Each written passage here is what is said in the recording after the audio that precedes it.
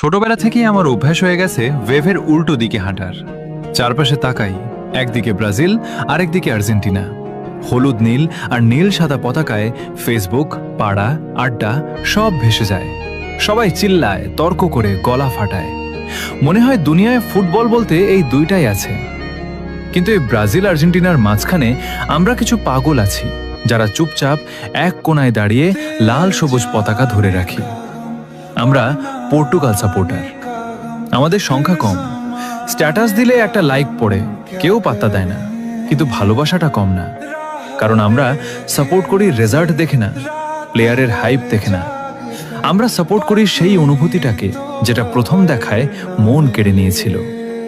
হয়তো আমরা কখনো সংখ্যায় ৪৫% বা ৪৪% হব না, হয়তো আমরা শুধু ১%ই থেকে যাব। কিন্তু সমস্যা নাই, ভিড়ের সাথে গা ভাসিয়ে দেওয়া সহজ।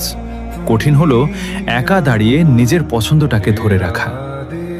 আমি গর্ব করে বলি আমি পর্তুগাল, আর আমি জানি আমার মতো আরো অনেকেই আছে যারা এই ১%-এর মধ্যে আছে।